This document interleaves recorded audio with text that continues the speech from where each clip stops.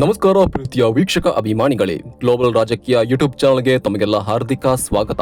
ನಾನು ಜೀವನ್ ಕುಮಾರ್. ವೀಕ್ಷಕರೇ, ಮಾನವ ಸೇರಿದಂತೆ ಸಕಲ ಜೀವರಾಶಿಗಳಿಗೂ ಶುದ್ಧ ಗಾಳಿ, ನೀರು, ಆಹಾರ, ಶುದ್ಧ ಪರಿಸರ ಅತಿ ಮುಖ್ಯ. ಜೀವ ವೈವಿಧ್ಯದ ಸಮತೋಲನ ಕಾಪಾಡುವಲ್ಲಿ ಪರಿಸರ ಬಹುಮುಖ್ಯ ಪಾತ್ರ ವಹಿಸುತ್ತದೆ. ಹಾಗಾಗಿ ಪರಿಸರ ಹಾಳಾದರೆ ಸಕಲ ಜೀವರಾಶಿಗಳ ನಾಶ ಕಟ್ಟಿಟ್ಟ ಬುತ್ತಿ. ಆದರೆ ಇತ್ತೀಚಿನ ದಿನಗಳಲ್ಲಿ ಮಾನವ ತನ್ನ ಲಾಭದ ಆಸೆಗೆ ಬಿದ್ದು ಪರಿಸರ ಜೀವ ವೈವಿಧ್ಯಕ್ಕೆ ಕೊಡಲಿ ಏಟು ನೀಡುತ್ತಿರುವುದು ದುರದೃಷ್ಟಕರ ಹಾಗೂ ಅಪಾಯಕಾರಿ ಸಂಗತಿ. ಇದೇ ರೀತಿಯ ಸಂಗತಿಗಳು ಹಲವೆಡೆಗಳಲ್ಲಿ ನಡೆಯುತ್ತಿದ್ದು, ಸದ್ಯ ಇದಕ್ಕೆ ದೇಶಾದ್ಯಂತ ಅರಾವಳಿ ಪರ್ವತ ಬೆಟ್ಟ ಪ್ರದೇಶ ನಾಶ ಆರೋಪ ಪ್ರಕರಣವೇ ಹೊಸ ನಿದರ್ಶನ.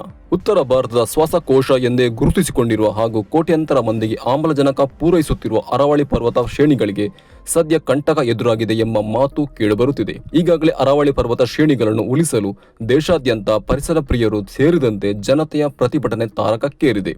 ಅಷ್ಟಕ್ಕೂ ಅರಾವಳಿ ಪರ್ವತ ಶ್ರೇಣಿಗಳ ಉಳಿಸಲು ಜನತೆ ಕೇಂದ್ರ ಸರ್ಕಾರದ ವಿರುದ್ಧ ಬೀದಿಗೆ ಇಳಿದಿರುವುದ್ಯಾಕೆ ಎಂಬುದಕ್ಕೆ ಉತ್ತರ ಇಲ್ಲಿದೆ.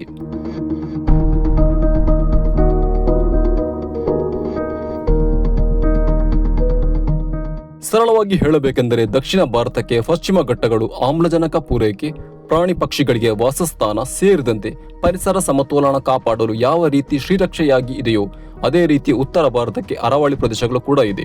ಆದರೆ ರಾಜಸ್ಥಾನ, ಹರಿಯಾಣ, ದೆಹಲಿ ಹಾಗೂ ಗುಜರಾತ್ ರಾಜ್ಯಗಳಲ್ಲಿ ವಿಸ್ತರಿಸಿಕೊಂಡಿರುವ ಅರಾವಳಿ ಪ್ರದೇಶಕ್ಕೆ ಕಂಟಕ ಎದುರಾಗಿದೆ. ಗಣಿಗಾರಿಕೆ, ಅರಣ್ಯನಾಶ, ಕಟ್ಟಡ ನಿರ್ಮಾಣ, ರಿಯಲ್ ಎಸ್ಟೇಟ್, ಕೈಗಾರಿಕಾ ವಿಸ್ತರಣೆಗೆ ಸದ್ಯ ಇದೇ ಅರಾವಳಿ ಪ್ರದೇಶಗಳಲ್ಲಿ ಕಾಡುಗಳು ಹಾಗೂ ಬೆಟ್ಟ ಗುಡ್ಡಗಳ ನಾಶ ಮಾಡಲಾಗುತ್ತಿದೆ ಎಂಬ ಆರೋಪಗಳು ಕೂಡ ಕೇಳಿಬಂದಿದೆ. ಅದರಲ್ಲೂ ಮುಖ್ಯವಾಗಿ 2022ರ ಅರಣ್ಯ ಸಂರಕ್ಷಣಾ ನಿಯಮಗಳ ತಿದ್ದುಪಡಿ ಪ್ರಕಾರ ಅರಾವಳಿ ಶ್ರೇಣಿ ವ್ಯಾಪ್ತಿಯಲ್ಲಿ 100 ಮೀಟರ್ಗಿಂತ ಕಡಿಮೆ ಎತ್ತರದಲ್ಲಿರುವ ಬೆಟ್ಟಗಳಲ್ಲಿ ಗಣಿಗಾರಿಕೆಗೆ ಯಾವುದೇ ಆಕ್ಷೇಪವಿಲ್ಲ ಎಂಬ ಕೇಂದ್ರ ಸರ್ಕಾರದ ವ್ಯಾಖ್ಯಾನಕ್ಕೆ ಸದ್ಯ ಸುಪ್ರೀಂ ಕೋರ್ಟ್ ಅನುಮೋದನೆ ನೀಡಿರುವುದೇ ಅಸಮಾಧಾನಕ್ಕೆ ಕಾರಣವಾಗಿದೆ ಎನ್ನಲಾಗಿದೆ. ಎತ್ತರ ಆಧಾರಿತ ವ್ಯಾಖ್ಯಾನವು ಅರಾವಳಿ ಪ್ರದೇಶಕ್ಕೆ ಹಾನಿ ತರಲಿದೆ ಎಂಬುದು ಪರಿಸರವಾದಿಗಳ ಮಾತು. ಆದರೆ ವೀಕ್ಷಕರೇ, ಇಲ್ಲೊಂದು ಮುಖ್ಯ ಟ್ವಿಸ್ಟ್ ಕೂಡ ನಮಗೆ ಸಿಗುತ್ತದೆ. ಟ್ವಿಸ್ಟ್ ಏನೆಂದರೆ, ವಿಶ್ವದ ಪ್ರಾಚೀನ ಪರ್ವತ ಶ್ರೇಣಿಗಳಲ್ಲಿ ಒಂದಾದ ಅರಾವಳಿ ಪ್ರದೇಶದಲ್ಲಿ ಬರೋಬ್ಬರಿ 12,000ಕ್ಕೂ ಅಧಿಕ ಬೆಟ್ಟ ಪ್ರದೇಶಗಳಿದ್ದು, ಈ ಪೈಕಿ ಕೇವಲ 1,000 ಬೆಟ್ಟಗಳು ಮಾತ್ರ 100 ಮೀಟರ್ಗಿಂತ ಎತ್ತರದಲ್ಲಿದೆ. ಹಾಗಾಗಿ ಒಂದು ವೇಳೆ ಕೇಂದ್ರದ ವ್ಯಾಖ್ಯಾನವನ್ನು ಅವಲೋಕಿಸಿದರೆ 11,000 ಬೆಟ್ಟಗಳಲ್ಲಿ ಗಣಿಗಾರಿಕೆ ನಡೆಸಬಹುದು ಎಂಬುದಾಗಿದೆ. ಹಾಗಾಗಿ ಸಹಜವಾಗಿ 11,000ಕ್ಕೂ ಅಧಿಕ ಬೆಟ್ಟಗಳಲ್ಲಿ ಗಣಿಗಾರಿಕೆ ಅಥವಾ ನಗರೀಕರಣ ನಡೆಯಲಿದೆ ಎಂಬ ಅನುಮಾನ ಸದ್ಯ ಜನತೆಯಲ್ಲಿ ಆತಂಕ ತಂದಿದೆ. ಇನ್ನು ಕೇಂದ್ರದ ವ್ಯಾಖ್ಯಾನಕ್ಕೆ ಕೋರ್ಟ್ ಅನುಮೋದನೆ ನೀಡಿರುವುದಕ್ಕೆ ಜನತೆಯಲ್ಲಿ ಅಸಮಾಧಾನ ಮೂಡಿಸಿದೆ. ಸದ್ಯ ಅರಾವಳಿ ಪ್ರದೇಶದಲ್ಲಿ ಬರುವ ರಾಜಸ್ಥಾನ, ಹರಿಯಾಣ ಸೇರಿದಂತೆ ಹಲವೆಡೆ ಈಗಾಗಲೇ ಪ್ರತಿಭಟನೆ ನಡೆಯುತ್ತಿದೆ. ಅಷ್ಟಕ್ಕೂ ಉತ್ತರ ಭಾರತದ ಪರಿಸರ ಸಮತೋಲನಕ್ಕೆ ಅರಾವಳಿ ಪ್ರದೇಶ ಯಾಕಿಷ್ಟು ಮುಖ್ಯ ಎಂಬುದಕ್ಕೆ ಕಾರಣ ಕೂಡ ಇದೆ. ವೀಕ್ಷಕರೇ, ಈ ಮೊದಲೇ ಹೇಳಿದಂತೆ ಪಶ್ಚಿಮ ಘಟ್ಟಗಳು ದಕ್ಷಿಣ ಭಾರತಕ್ಕೆ ಹೇಗೆ ಶ್ರೀರಕ್ಷೆಯಾಗಿದೆಯೋ ಅದೇ ರೀತಿ ಅರಾವಳಿ ಪ್ರದೇಶ ಉತ್ತರ ಭಾರತಕ್ಕೆ ಆಮ್ಲಜನಕದ ಪ್ರಮುಖ ಮೂಲಗಳಲ್ಲಿ ಒಂದಾಗಿದೆ. ಉತ್ತರ ಭಾರತದಲ್ಲಿ ಅಂತ ಹೇಳಿಕೊಳ್ಳುವಂತ ಅರಣ್ಯ ಪ್ರದೇಶಗಳಿಲ್ಲ.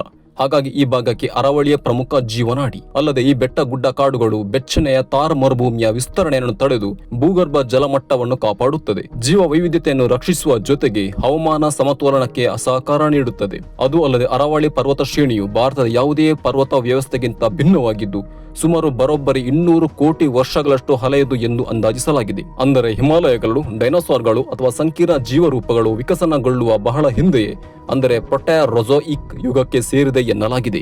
ವೀಕ್ಷಕರೇ, ಈಗಾಗಲೇ ದೆಹಲಿ NCR ಪ್ರದೇಶದಲ್ಲಿ ವಾಯು ಮಾಲಿನ್ಯ ಯಾವ ರೀತಿ ಹದಗೆಟ್ಟು ಅಪಾಯಕಾರಿ ಪರಿಸ್ಥಿತಿ ತಲುಪಿ ಮನುಷ್ಯನ ಆರೋಗ್ಯ ವ್ಯವಸ್ಥೆಯ ಮೇಲೆ ವ್ಯತಿರಿಕ್ತ ಪರಿಣಾಮ ಬಿದ್ದಿದೆ ಎಂದು ಎಲ್ಲರಿಗೂ ತಿಳಿದಿದೆ. ಆದರೆ ದೆಹಲಿ ಸೇರಿದಂತೆ ಉತ್ತರ ಭಾರತಕ್ಕೆ ಆಮ್ಲಜನಕ ಪೂರೈಸುವ ಪ್ರಮುಖ ಮೂಲವಾಗಿರುವ ಅರಾವಳಿ ಪ್ರದೇಶದಲ್ಲಿ ಆರ್ಥಿಕ ಚಟುವಟಿಕೆ ಆರಂಭವಾದರೆ ಅದು ಜನತೆಯ ಆರೋಗ್ಯ ವ್ಯವಸ್ಥೆಯ ಮೇಲೆ ಮತ್ತಷ್ಟು ಪ್ರಖರ ಪ್ರಭಾವ ಬೀರಲಿದೆ ಎಂಬುದು ಪ್ರತಿಭಟನಾಕಾರರ ಆತಂಕ.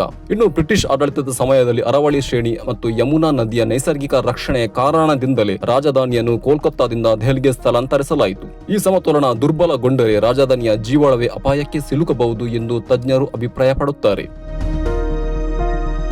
ಅಲ್ಲದೆ ಮುಂದಿನ ಜನಾಂಗಕ್ಕೆ ಪರಿಸರ ಉಳಿಸಿ ಬೆಳೆಸಿ ಹಸ್ತಾಂತರಿಸುವ ಕಾರ್ಯ ಕೂಡ ಜನಸಾಮಾನ್ಯರ ಮುಂದಿದೆ. ಈ ಎಲ್ಲಾ ಕಾರಣಗಳಿಂದಾಗಿ ಅರಾವಳಿ ಪ್ರದೇಶ ಉಳಿಸಬೇಕೆಂದು ಪ್ರತಿಭಟನೆಗಳು ನಡೆಯುತ್ತಿದೆ. ಅರಾವಳಿ ಪ್ರದೇಶದ ವ್ಯಾಪ್ತಿಯಲ್ಲಿ ರಾಜಸ್ಥಾನದ ಸರಿಸ್ಕಾ ಹುಲಿ ಸಂರಕ್ಷಿತ ಪ್ರದೇಶ, ಮೌಂಟ್ ಅಬು ಮತ್ತು ಮೌಂಟ್ ಅಬು ವನ್ಯಜೀವಿ ಅಭಯಾರಣ್ಯ, ಜೈಪುರ್ನ ಜಲ್ನಾ ಚಿರತೆ ಸಫಾರಿ ಪಾರ್ಕ್, ಕುಂಭಲ್ಗಢ್ನ ವನ್ಯಜೀವಿ ಅಭಯಾರಣ್ಯ, ದ ಡೆಲ್ಲಿ ರೇಡ್ಸ್, ಗುರುಗ್ರಾಮ್ ಮತ್ತು ದೆಹಲಿ NCRನ ಅರಾವಳಿ ಜೀವವೈವಿಧ್ಯ ಉದ್ಯಾನಗಳು, ಅರಾವಳಿ ಕಾರಿಡಾರ್ ಮತ್ತು ಮರುಭೂಮಿ ಅಂಚಿನ ಪರಿಸರ ವ್ಯವಸ್ಥೆಗಳು ಸೇರಿದಂತೆ ಪ್ರಮುಖ ವನ್ಯಜೀವಿ ಸಂಕುಲಗಳು ಹೊಂದಿದೆ.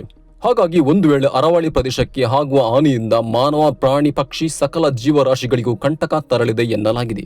ಆದರೆ ಅತ್ತ ಕೇಂದ್ರ ಸರ್ಕಾರವು ತನ್ನದೇ ವಾದವನ್ನು ಜನತೆಯ ಮುಂದಿರಿಸಿದೆ. ನಾವು ಅರಾವಳಿ ಪ್ರದೇಶದಲ್ಲಿ ನಗರೀಕರಣದ ಯಾವುದೇ ಯೋಜನೆಯನ್ನು ಹೊಂದಿಲ್ಲ, ಬದಲಾಗಿ ಈ ಯೋಜನೆಯು ಸಂಪೂರ್ಣವಾಗಿ ಅರಾವಳಿಯ ರಕ್ಷಣೆಗಾಗಿಯೇ ಆಗಿದೆ ಎಂದು ಕೇಂದ್ರ ಪರಿಸರ ಸಚಿವ ಭೂಪೇಂದರ್ ಯಾದವ್ ಅವರು ಸ್ಪಷ್ಟನೆ ನೀಡಿದ್ದಾರೆ. ಏನೇ ಆದರೂ ಉತ್ತರ ಭಾರತದ ಜೀವನಾಡಿಯಾಗಿರುವ ಅರಾವಳಿಯ ರಕ್ಷಣೆ ಎಲ್ಲರ ಹೊಣೆಯಾಗಿದೆ. ಮುಂದಿನ ಪೀಳಿಗೆಗೂ ಇದು ಅತ್ಯಂತ ಅತ್ಯಗತ್ಯ. ಓಕೆ ವೀಕ್ಷಕರೇ, ಇದು ಈ ಹೊತ್ತಿನ ವಿಶೇಷ. ಈ ವಿಚಾರದ ಬಗ್ಗೆ ನೀವು ನಿಮ್ಮ ಅಭಿಪ್ರಾಯಗಳನ್ನು ಕಮೆಂಟ್ ಮೂಲಕ ತಿಳಿಸಬಹುದು ಎಂದು ಹೇಳುತ್ತಾ ವಿಡಿಯೋ ವೀಕ್ಷಿಸಿದ ಎಲ್ಲರಿಗೂ ಧನ್ಯವಾದ. ಮುಂದೆ ಹೊಸ ವಿಷಯದ ಬಗ್ಗೆ ಚರ್ಚಿಸೋಣ ಎಂದು ಹೇಳುತ್ತಾ ಎಲ್ಲರಿಗೂ ಶುಭವಾಗಲಿ.